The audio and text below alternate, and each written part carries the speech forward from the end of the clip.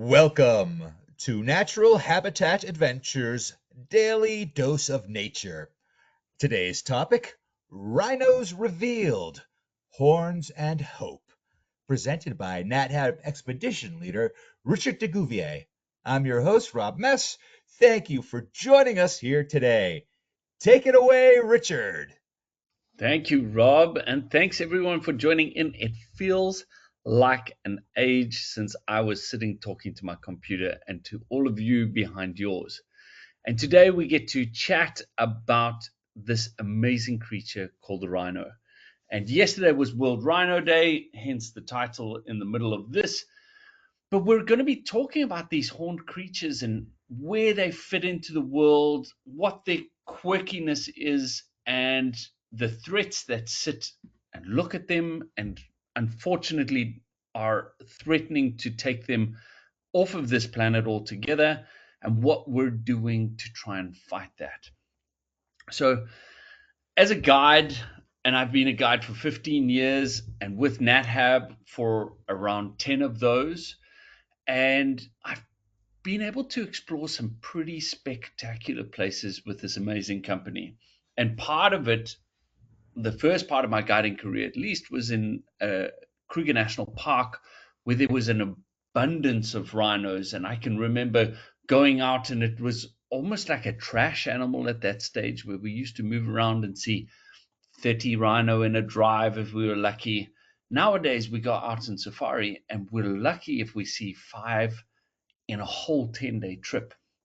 So, to be able to present this to you and inform you and keep you informed as to the current situation of these guys, and hopefully teach you a few cool things about them, will be an absolute privilege. Here I am at a dehorning or at a collaring session in a camp called Maratava, and we were busy darting and looking after white rhinos, and we will get to that in a bit. But let's talk about the white rhino. First of all, there's two big groups of rhinos. We have white rhinos and we have black rhinos. Now, the white rhino was a mistranslation. In fact, their names, both white and black, had nothing to do with the color of their skins.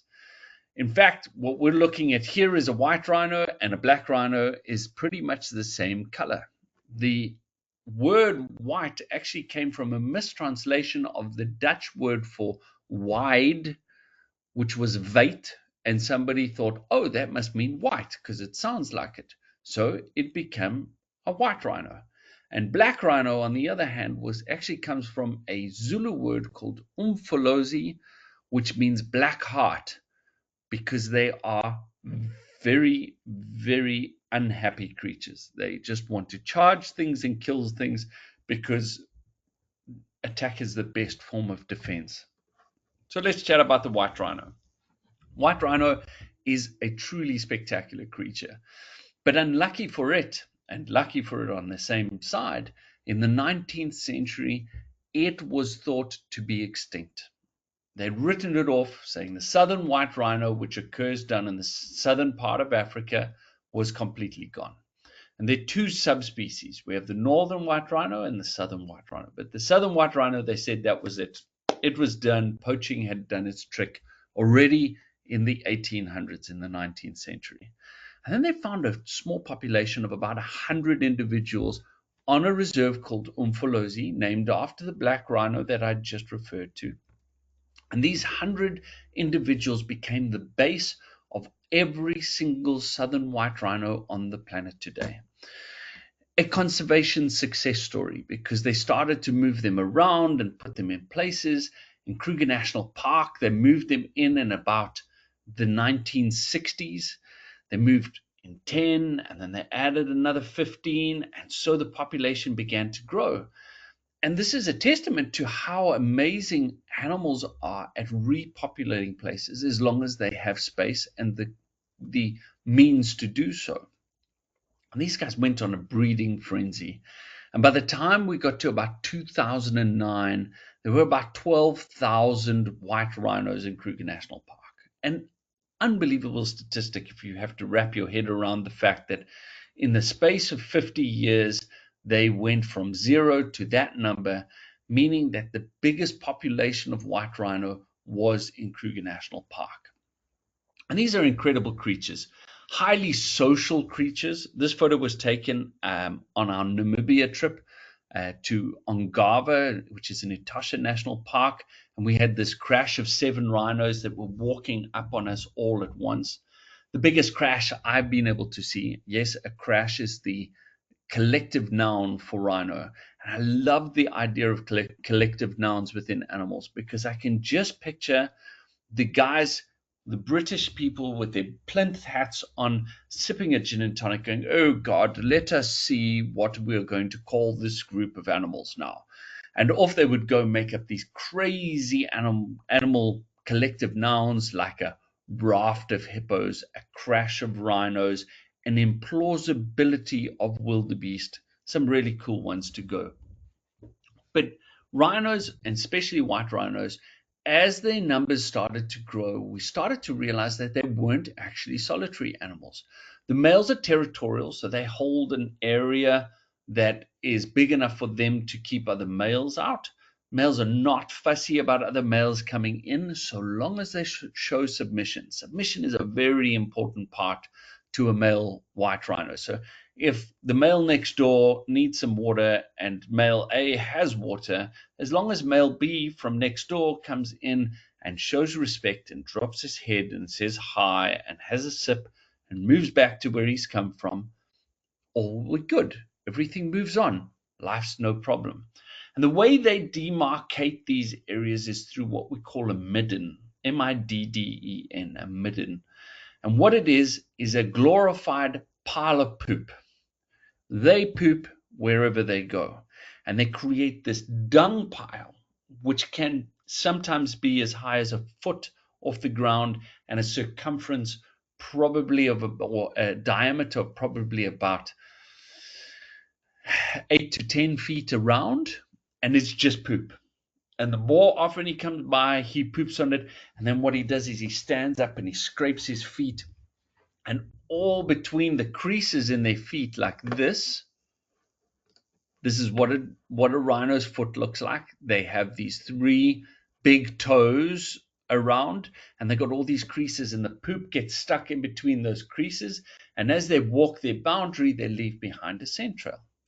And this becomes a very important part of a rhino's life, because his midden is actually his Facebook page. It is the place where he figures out who's been hanging around his territory. And interestingly, within the senses of mammals, the primates are one of the few that have lost this organ, but there's an organ called the organ of Jacobson, which sits on the palate. And this organ of Jacobson has the ability to take in scent and tell you age, sex, sexual status, which individual it is, their hormonal levels, testosterone, estrogen, all of that, bits and pieces. So it is this complex array of scent that tells them everything they need to know about who's there. And what happens is, around the midden, the females and the young males will poop around it, not going in the midden, because that is a sign that I want to not take charge. So if another bull wants to challenge this guy, he'll go into his midden, he'll poop there, he'll break up the poop with his feet, and then he'll walk, leaving a scent trail to say to the big guy, "Listen, follow me at your own peril, because we're going to fight." And if the two of them come together, it's crazy. But like I said, if they're not in that way, what will often happen is you get this situation where you have 2 rhinos coming together, these big males, at their territorial boundaries, and they will touch horns and then move back and then touch horns. It's like this, almost like a duel with the horns, without getting cross with one another. They're just touching horns, saying, "That's your side, this is my side, we're all good." So off this boy will go, pooping his way around the edges of his territory and sniffing and smelling, using that organ of Jacobson to see who is going to be in his territory.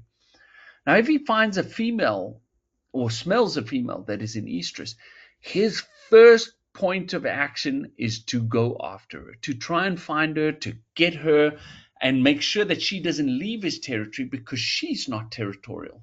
she will actually leave his territory at any stage.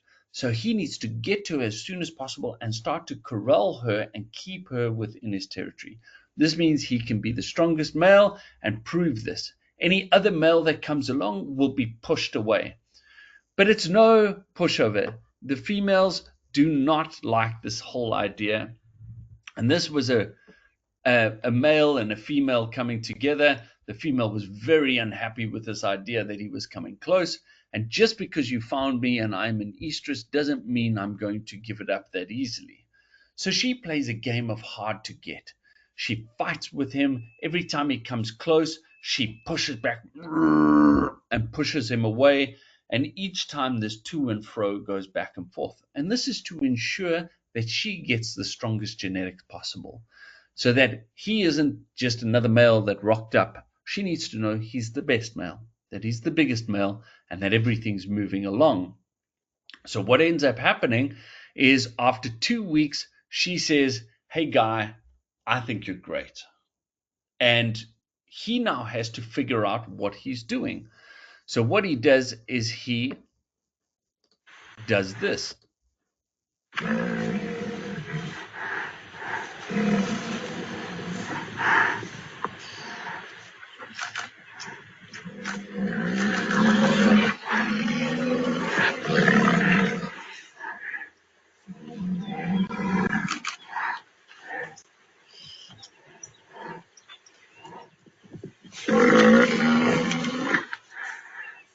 So this is very much the part of hard to get. You can see her chasing him off. There were actually two males in the beginning, but the one male had lost out on this whole thing, and this guy stuck around long enough. Watch him sharpening his horn over there, leaving scent trails, showing he's the biggest guy.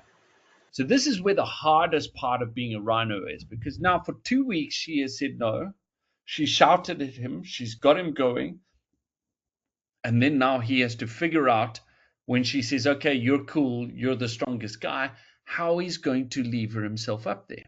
A big white rhino bull can weigh 2,300 kilograms. That's 5,000 pounds that he has to leverage onto this poor lady's back.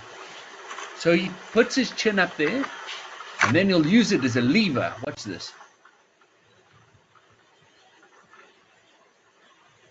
He's got to think about it. And down comes the wedding tackle. And now this becomes a very interesting part, because he can't see what he's doing. So you get this incredible situation where he now starts just using this thing and pumping wherever he can. And in a lot of occasions, it can take 3 to 4 days of mounting and dismounting before he actually gets this right. And this is a very important part of this whole thing. You can see him trying his best. And what this does is, eventually, when he gets it right, he will stay there interlocked with her for up to 40 minutes, multiple opportunities to get and impregnate her, because once this is over, the gig is up. Game is over. He moves off back to marking territory, and she moves along. Very seldom will he take a second opportunity at this. And 16 months later, a rhino calf is born, and you have a bond between mother and child that is inseparable. I remember on one occasion where I was in the bush and we left early morning, and we found a rhino that had given birth during the night. And surrounding the mother and the baby was a leopard that was trying to get at the baby. And at the same time, there were two hyenas milling about. So that baby's life started with something trying to take it out. But mom was so strong.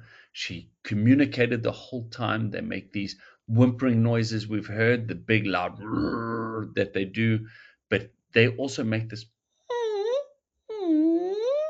It's a very weird noise for a massive creature to whimper and whine at one another as they communicate. And these communications are in depth and carry on for ages. And this calf will stick around with mom for up to 3 to 5 years. Very often with mom, once the baby's got big enough and she needs to mate, pushing the baby off for a moment while she mates and gets pregnant, and then the baby will come back in and feed with her. And then when the baby's born, can be pushed off again with mom joining, allowing that one to join back up once the calf's big enough. So there's this very complex social situation. They're very active at drinking. They need to drink to get hydrated. They don't get a lot of hydration from just the food they eat. And white rhinos have that big wide lip very specifically for grazing. Their whole purpose of their life is grazing. It is the biggest differentiating factor between a white rhino and a black rhino. This was one of the black rhino or white rhinos coming in, and you can see that wide square lip. So the new common name is a square-lipped rhino, where the black rhino is a hook-lipped rhino, and it is a vegetation eater. So let's talk about the black rhino and its craziness. Here you can see that very triangular-faced head with the hook lip rather than that big square lip that we were talking about. They've got rounder ears. They're smaller than the white rhino, which allows them to be in denser locations. And because they eat leaves, their big thing is trying to stay in cover. And that's where they get so crazy. That's where that bad name of these guys charging people and trying to kill people comes along. It's because of the foliage that they eat and they can't see very well. It's actually a great children's book story that we have for our kids, which talks about how Rhino got his baggy skin. And you can see how these guys have this. Let me get a nice photo of one of these white rhinos here, where they have these sort of folds of skin on them. You can see around their ribs, and that looks like ribs sticking out, but it's actually folds because their digestive system with the odd-toed ungulates, which are different from the bovine. Bovids have 2 hooves, or the split hooves, which have 4 stomachs. These guys are what we call hind gut fermenters. Them, elephants, horses, all odd-toed ungulates. 1 toe for the zebras, 3 toes for the rhino, 5 toes in the front for the elephant. And what this does is it allows them to eat lots of food, pass it through really quickly, and poop out a lot. So they take a little bit out of a lot of food. And that gets them through a lot of stuff, especially when there's times of drought, because they can move lots of food and take little bits from it rather than relying on a small amount of food that is very unnutritious. And because of this sac that they've got in the large intestine called the cecum, it allows for bacterial action to break the grasses down, or the leaves in the black rhino's case. And there's so much gas that it expands and creates this very bulbous thing. So rhino got his baggy skin. And it was a funny story because what they were doing, they said that Rhino was just an aggressive guy and he was so beautiful. He had his horns on the side of his head and he was pretty and pink and everything. And there was a super hot day in Africa and everyone decided to get in the water, but the water wasn't cooling everyone. So they took off their skins and they left them on the side. And Rhino fell asleep with his eyes in the mud. And all the other animals were like, yeah, let's get Rhino back. He's been saying how pretty he is and how ugly we are.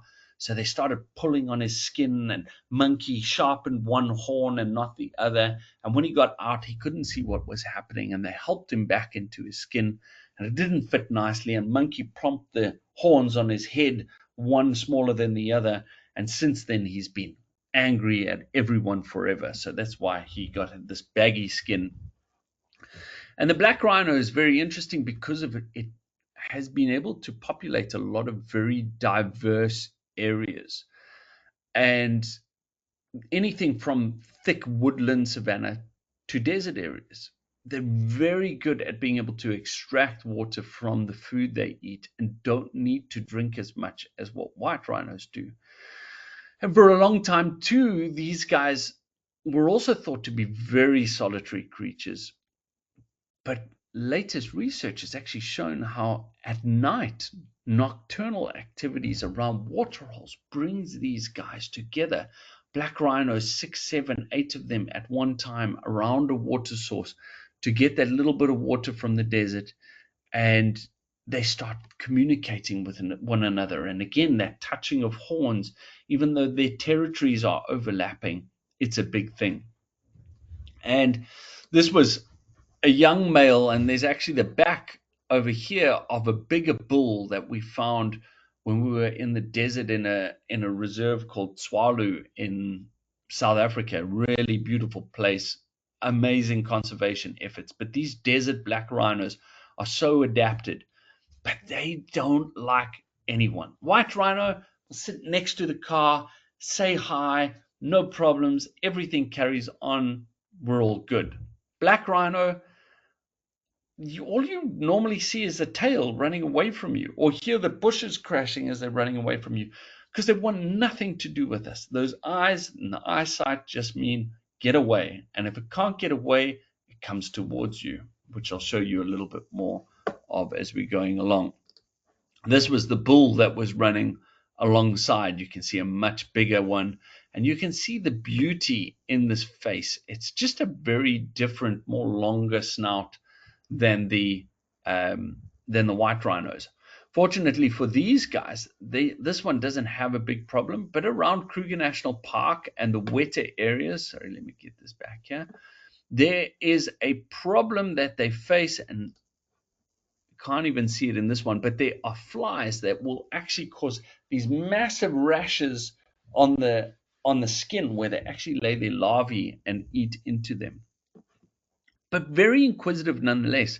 So if you do find one, by sitting quietly, they often come out to see what's going on. And this was an experience right in the beginning of smartphone days. So forgive the quality, but I hope you enjoy the moment of silence and what the guests were able to experience by us having this moment of mindfulness. Something that we try and put into every trip now that we go on is a moment of mindfulness, a moment to just be present. So let's be present with this black rhino.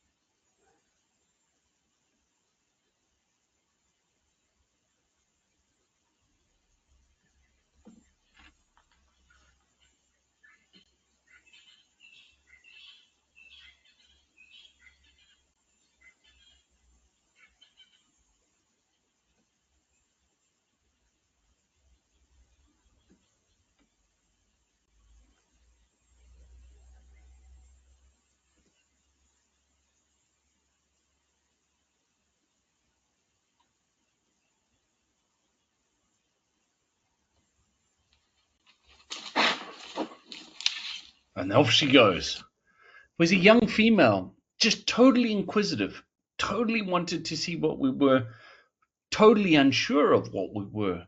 And you could see her exploring because her eyesight is so bad. She's exploring with her nose. And rhinos have this incredible sense of smell. It goes with everything. So she's up trying to smell us, see if we're dangerous, what's the story. And it was just an amazing moment to sit quietly there, everyone not move, just be part of the situation. But you can see without any prompting, or once she'd figured out, oh crap, I'm close to humans, she just ran. It was off to the races for her. And they can be really big creatures, but they can run really fast. For something that weighs around 4,000 pounds, this animal can run at 34 miles an hour. Consider that Usain Bolt at his peak speed was about 20 something miles an hour, which is pretty incredible. I mean, they're super fast, got this sharp thing on the front of them. And when we're walking with black rhino, you're always looking to where the closest tree is to see how quickly you can climb it. You don't care if it has thorns or not, because the thorns are less sharp than that horn having 4,000 pounds of pressure behind it.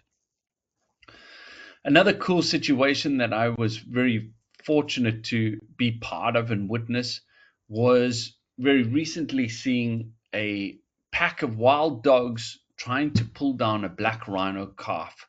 So I'm going to leave you with the visuals of this. And fortunately, I'm happy to say that the baby survived. I didn't want that to end negatively, but it was something mad to behold. We watched the dogs going in after this baby for a full hour before mom got away with baby.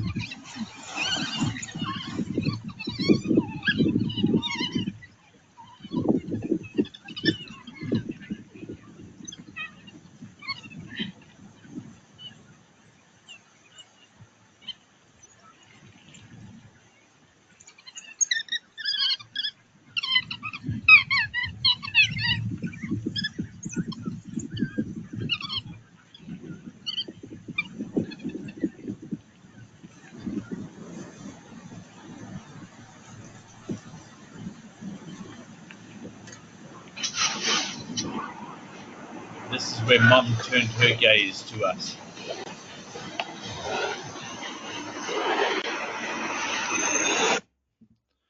And she decided that we looked like a good thing to aim at, which wasn't ideal.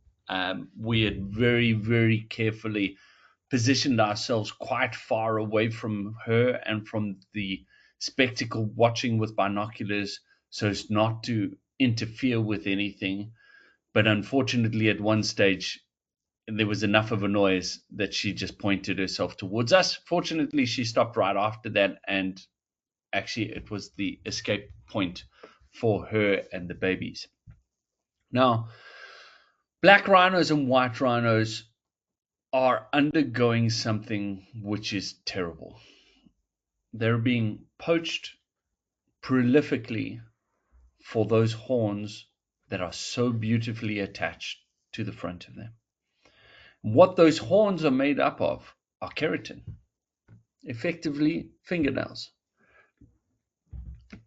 The cost of horn has gone through the roof to being more valuable than gold. And unfortunately, in the very far east, Vietnam specifically, some Thailand, a bit of Chinese, but in those areas, they're being used as a way, and it's been thought for a long time as just an aphrodisiac, but very much just as a way to show wealth. And this means rhino horn bracelets, people having parties and having a bowl of cocaine and a bowl of rhino horn just to show how wealthy they are. And it is causing a terrible ripple effect through the ecosystems with these guys. So let me share something that we recorded during COVID that'll explain a little more to you about.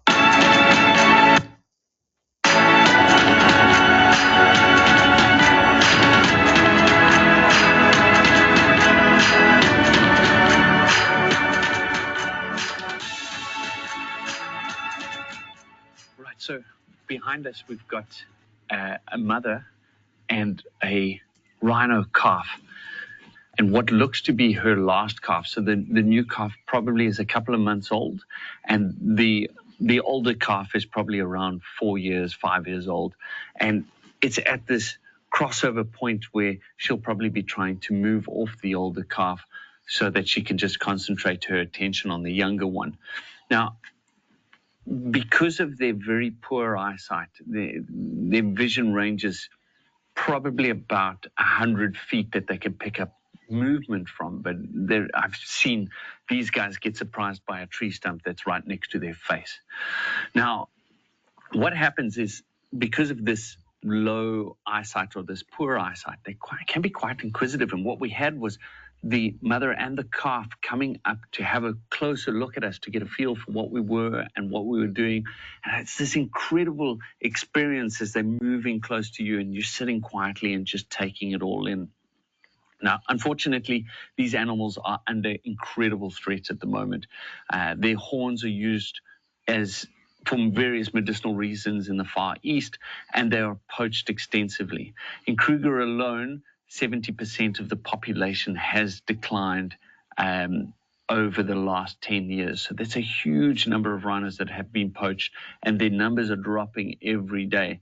And this fight is a very difficult fight based on the value of horn and its value outside, and the poverty that surrounds a lot of the areas in Africa where these animals are being poached. So there are dedicated anti-poaching teams that are about. There are a lot of different programs in order to try and motivate and keep these animals safe. So the anti-poaching, they will dart and notch the rhinos and also put microchips in their horns. And even some reserves have gone as far as dehorning the animals in order to keep them safe or to minimize the risk. However, very recently, I was in a reserve called the Pilansberg, just outside of Johannesburg, and I saw a poached rhino right next to a main road, and the rhino was poached for a horn that had already been cut off. So the value is so great in that horn that even the stump that's left after the dehorning has a massive value to these people. Now, rhinos in general will move around and graze. These are white rhinos. There's a big difference between white and black rhinos, specifically diet. And these white rhinos, this mother will be looking after this calf for at least the next 4 years before she has her next calf. Right, so on the baby now, you can see that there is a bird with a red bill on it. It's called a red-billed oxpecker. And this bird, its role in the environment is actually to pick ticks off of these animals. He looks after the ticks. He will eat it because of the nutrition based on blood. So these guys move around, a lot of the large herbivores, picking off these ticks. But what can happen, let's say these rhinos end up in a fight and there's a cut or something along the lines of it sitting there, they will actually keep that wound open and parasitize the host species by keeping that wound open and drinking the blood straight from these guys. So as much as they are helpful in a greater sense, they can also be a hindrance in others.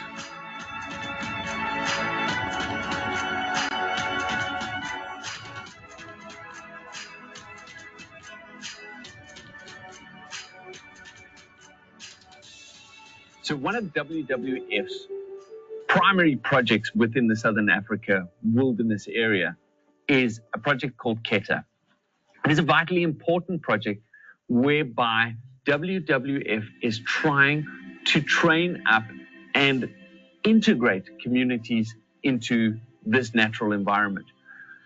Historically, a lot of the areas here have had forced removals and people moved away from their homelands in order to create these parks. And then there's a great disconnect put up between communities and these areas by putting up fences. One, to keep animals inside, and two, to keep people out. And this has created a lot of tension. So what WWF tries to do is to educate these people, to bring in incredible knowledge, to train up people from local communities to become rangers and field guides, to bring in crime scene tests to be able to ensure that any animal trafficking can be correctly enforced and prosecuted at the later stage. In general, poaching and wildlife trafficking have an incredibly negative effect on a country's ecosystem. In the greater sense, it promotes corruption, it promotes all sorts of problematic things from the top down. So by instilling the right laws, the right understanding, and the right resources, WWF is fighting this from the top down. And it has an incredible impact on local communities by creating jobs, by creating a connection between the local communities and these environments to uplift and sustain these areas and the people that surround them for many generations to come.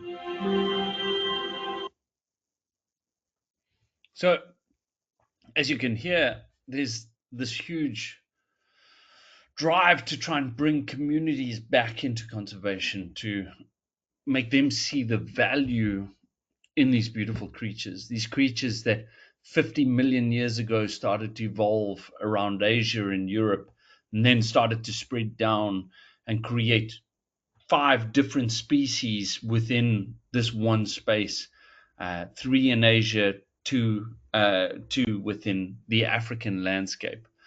And the white rhino specifically have been split into 2 different populations. The southern white rhino, which I'd said was thought to be extinct until they found that very small population, to now the northern population, which has been decimated, of which there are only 2 females left. Let me tell you their story.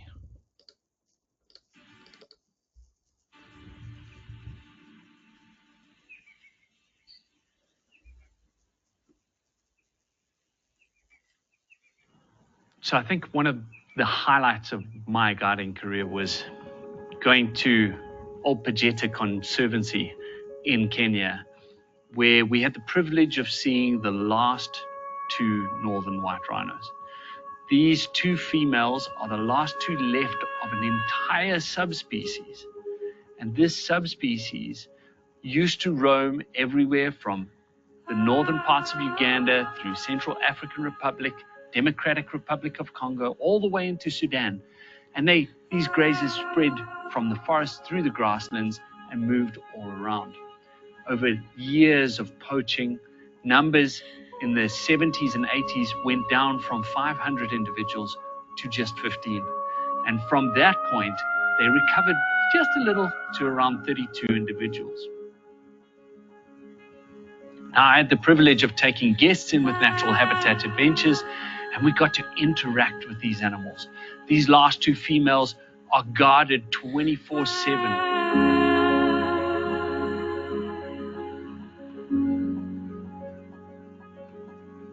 To be on the ground with these gigantic creatures who had no ill will towards us, even though we've taken out the rest of their species, was immense.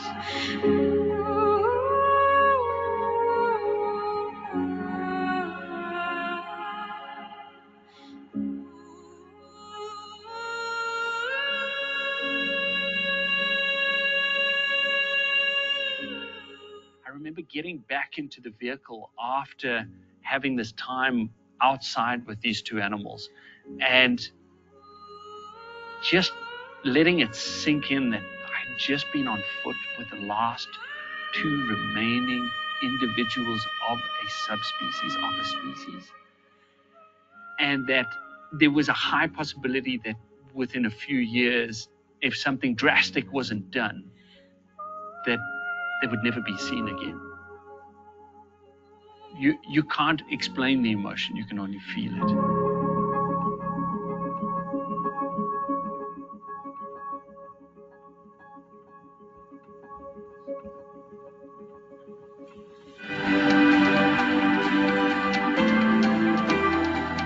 Whilst the survival of the northern white rhino remains in doubt, and the thought that a lot of people have written them off as extinct because there are only 2 females left, with the last remaining male having died in 2018, the effort to save these animals seems quite distant. But there's a lot of things that are going on.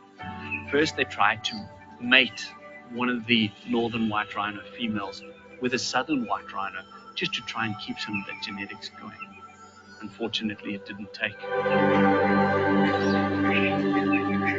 The young and the older female have been found to be barren. The older female is unable to take the weight of a baby because of the damage done to her feet from being in a zoo for so long and walking on concrete. And the younger one, through a miscarriage, has actually fallen barren and unable to carry any babies.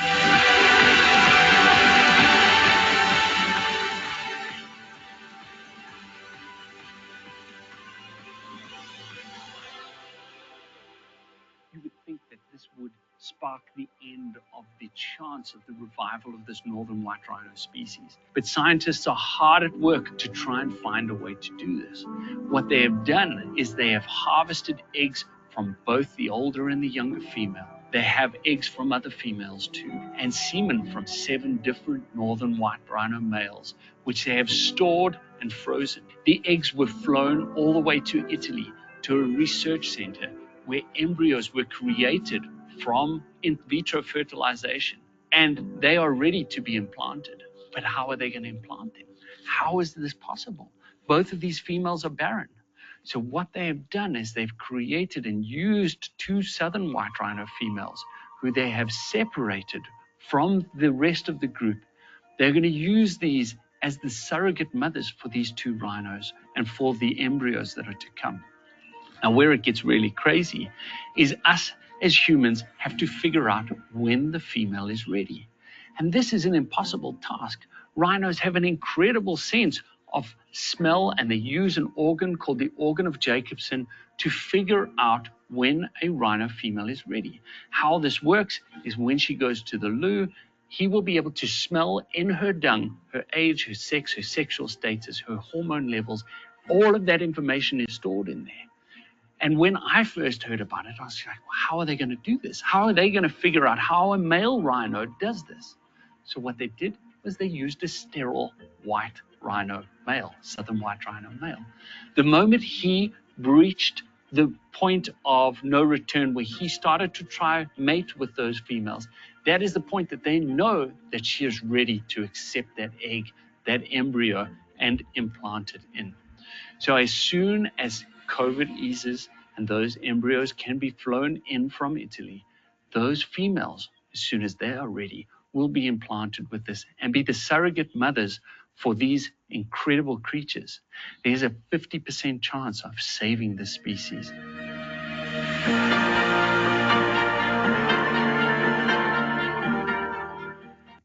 An amazing story, and I'm really excited that next week I get to go back to these 2 ladies and see what's happening. Get word from the horse's mouth, as we would say, to see where they are at.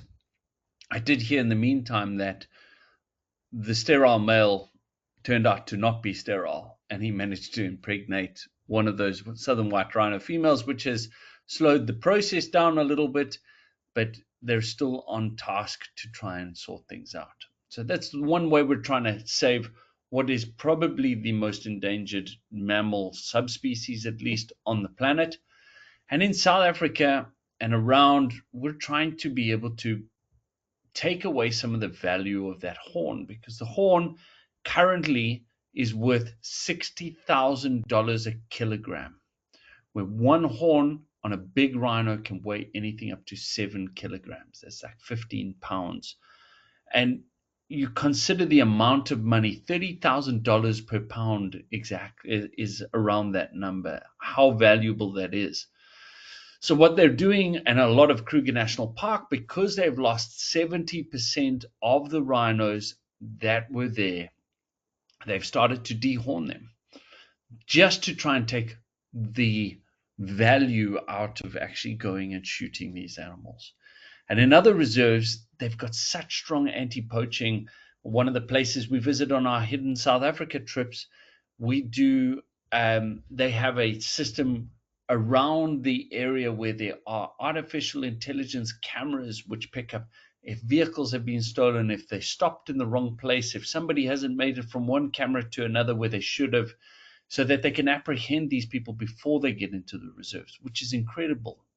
And then on top of it, what they've done in the reserve we go to is there are moments where you can actually participate on a private trip you could pay for and be part of a rhino notching experience where they add a collar, an artificial intelligence collar, to their ankles, which picks up the movement. It gives us all sorts of data on the rhinos, but most importantly, tells us if they're not moving for extended periods or make artificial movements that they shouldn't do, like jumping if they've been shot, which allows anti-poaching to get into the areas, which again puts people off of this. So let's go and watch a rhino darting experience.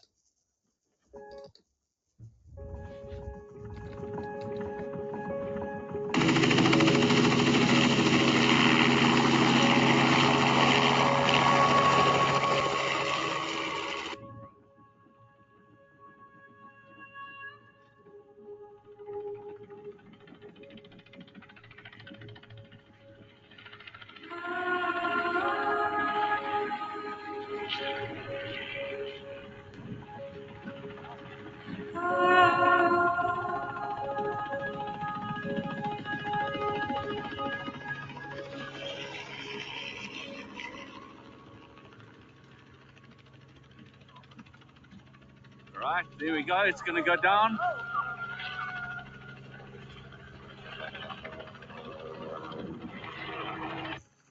Rhino is just really a large horse. So we've been treating it as a large horse, antibiotic-wise, painkiller-wise, whatever-wise, for the last 10 years, 15 years. We've now realized that a rhino is a mixture between a rhino, a cow, and a horse.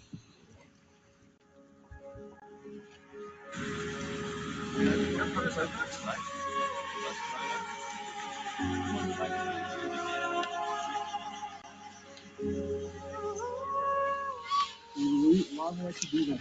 Because they're so heavy, when they lie on their legs with their legs totally underneath them, they cut off the blood supply to the hind limbs. And if they stay like that for 20, 30 minutes, sometimes they don't get up again. So you've got to just make sure that the legs are well positioned. And they're so heavy, you know.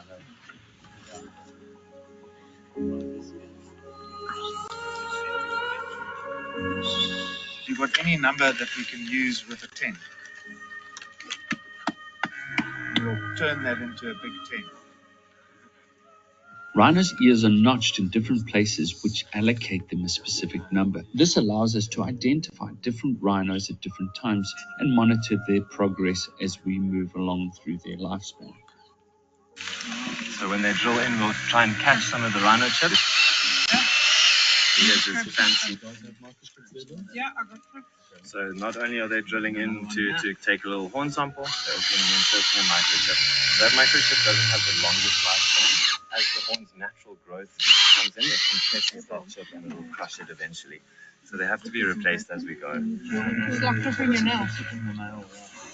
I mean, when you dehorn them, you remove the whole horn with a chainsaw. Amazing. It's amazing. Yeah. So you want to just give one or two of those strands of hair a firm tug. One or two? Oh, yeah. You don't need a whole bunch, just a couple. You're going to have to give it quite a tug. Don't worry, you can't feel it. It's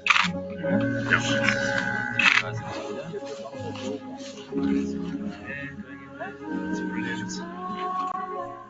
Absolutely brilliant. So the idea behind all of these DNA samples that we're taking now is all of this goes to feed into a database, a national rhino database, whereby we've got all of the information of all of the rhinos. Well, we want all the rhinos in the country to have their DNA on record, which just helps us to make successful convictions afterwards. So if a poacher is in possession of a horn, we can track that back to the animal at a different property, and we can have a more compelling case to put that person behind bars.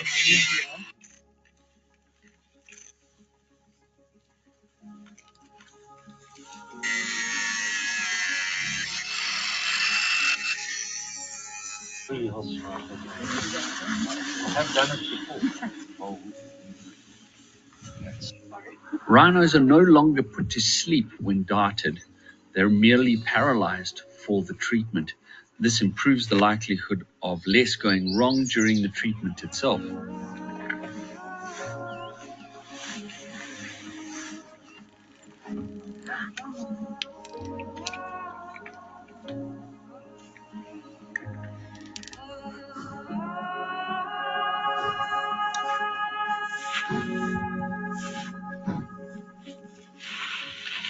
Rhinos are fitted with a radio collar that goes around the ankle. This radio collar has artificial intelligence built into it, which learns the behaviors of the rhino, where they walk, how they move, and should this behavior change in some way, it will notify the anti-poaching units and the reserve management so that they can follow up on these animals. This will deter poachers from coming in and also allows them to be able to follow up on the health and find out the movements of the rhino, furthering research and understanding of these beautiful creatures.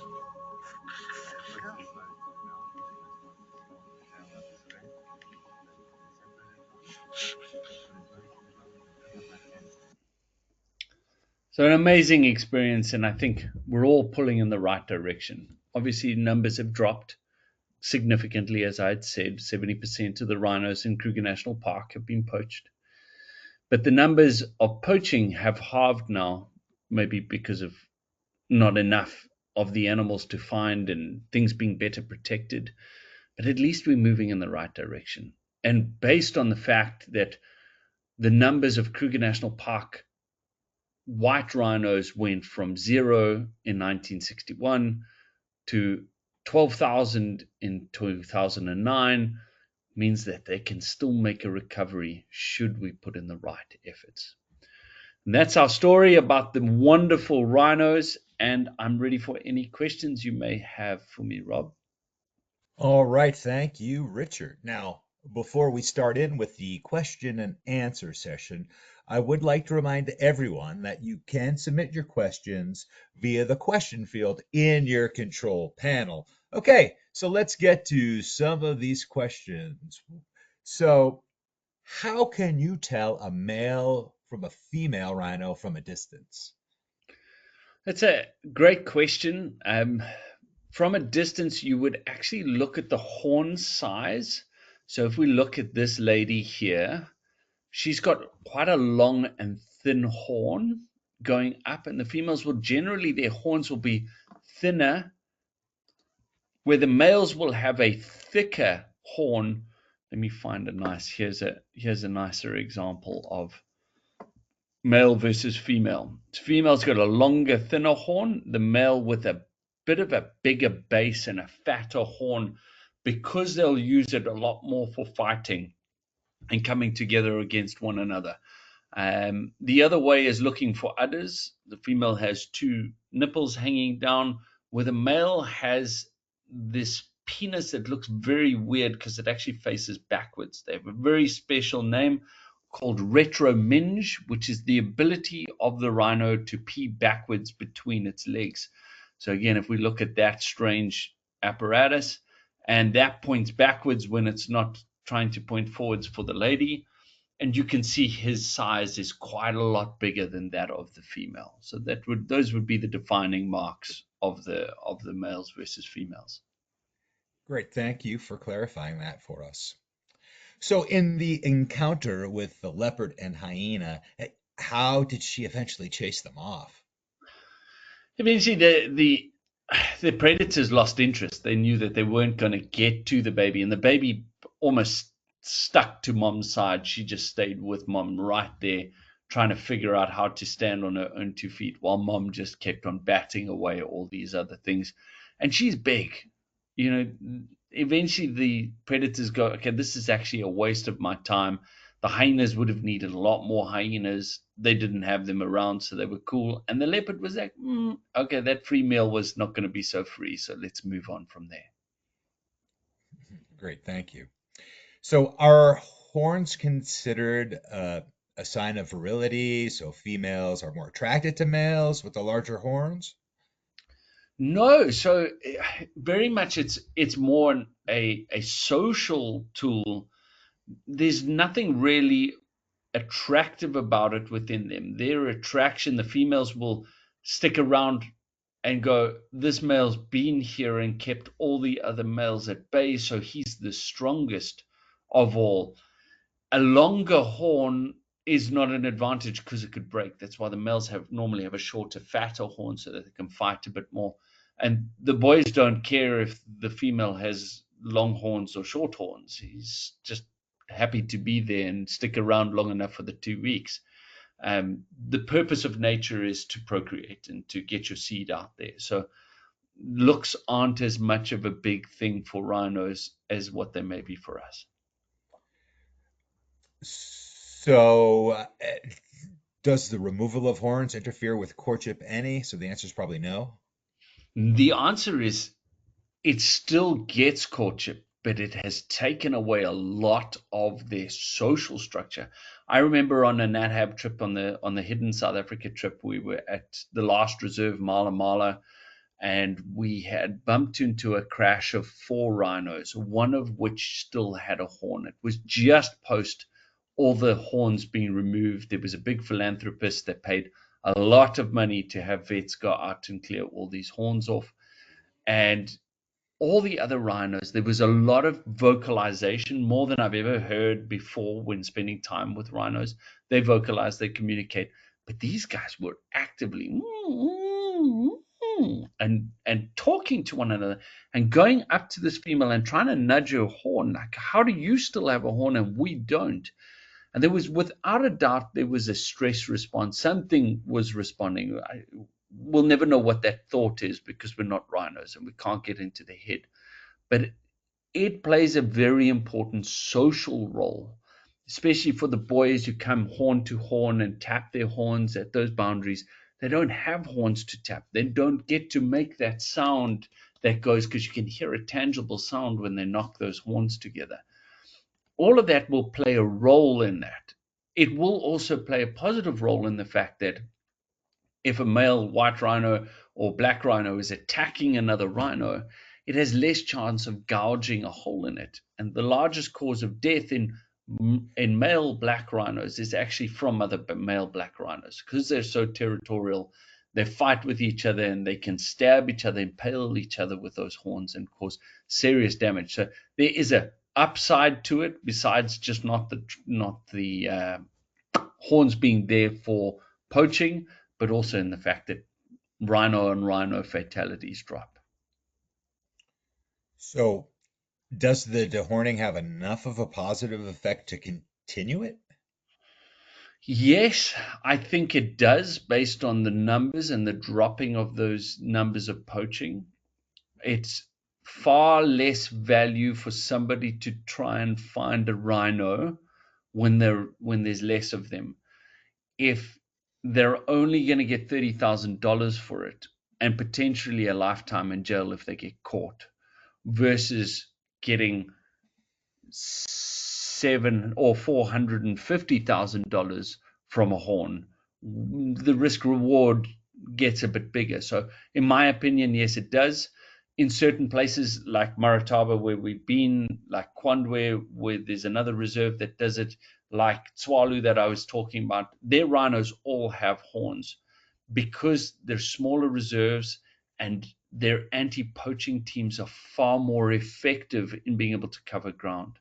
In places like Kruger National Park, you're dealing with 5 million acres of wild land, of which there are huge blocks of 500,000 to 1,000,000 acres with no road access. So you have to walk through there. There's way too much area to police.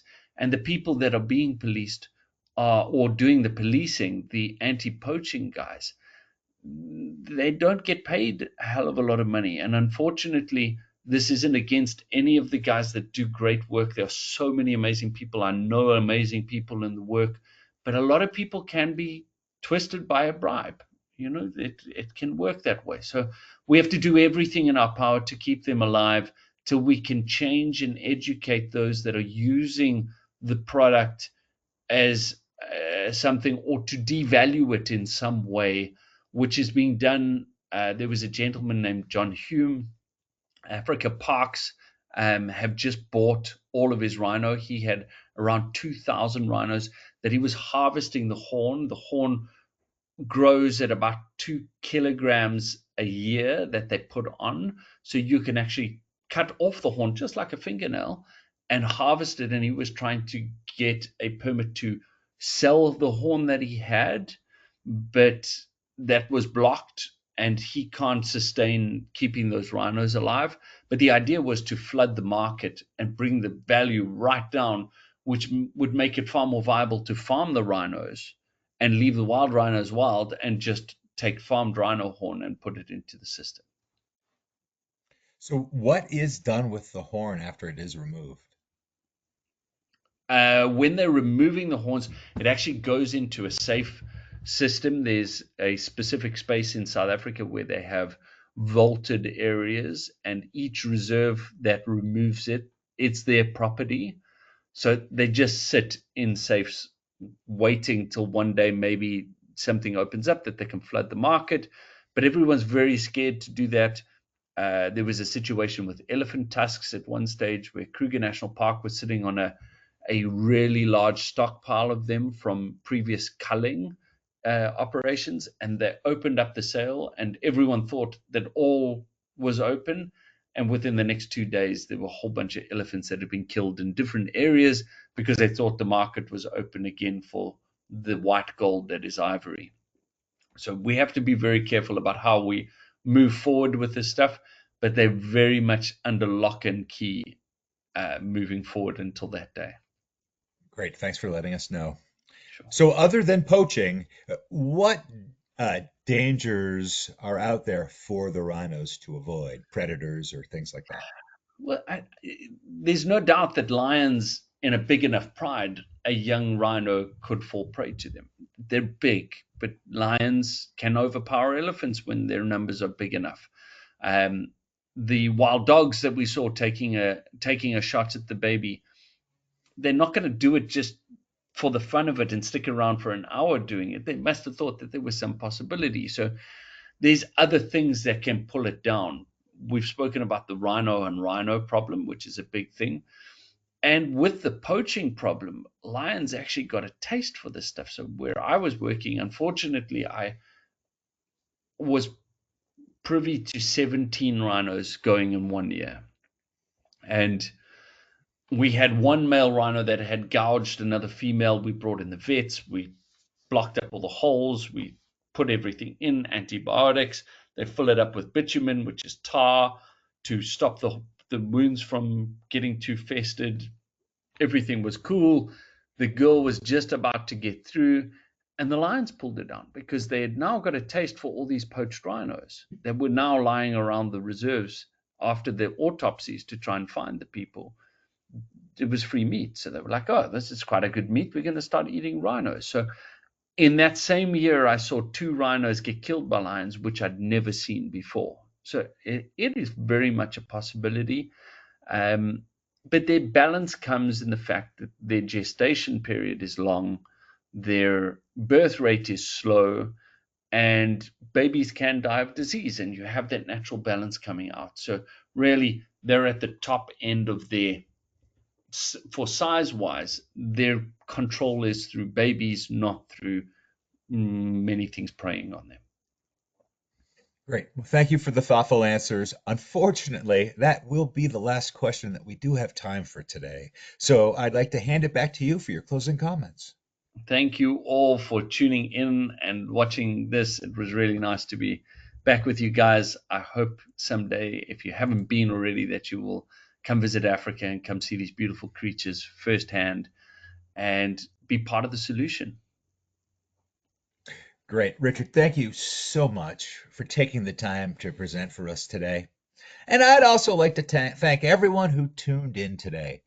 So if you are interested in information on how you can travel with NatHab, give us a call at 800-543-8917, or you can send us an email at info@nathab.com. Our adventure specialists are happy to help you out. Join us tomorrow for our next daily dose of nature. You can check out this week's lineup, including registration links, on our website at nathab.com/webinars. We did record today's presentation, and we will have the replay available on our website soon. With that, I will conclude the webinar. Goodbye, everybody. We'll see you next time.